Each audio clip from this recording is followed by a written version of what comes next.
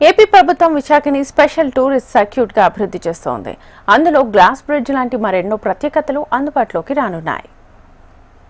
తేలియాడుతూ మరి గాలిలో ఊగిపోతున్నట్టుగా ఉన్న ఈ గ్లాస్ బ్రిడ్జ్ వాకింగ్ ఎక్స్పీరియన్స్ అనేది నిజంగానే ఒక స్కై వాక్ ఎక్స్పీరియన్స్.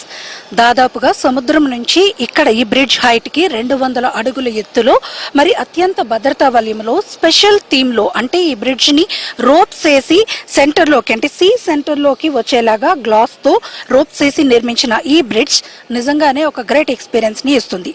మరి పర్యాటకులు ఎవరైనా కూడా ఇక్కడికి వచ్చి చూసి విశాఖ అందాల్ని చూసి ఫిదా అవ్వాల్సిందే.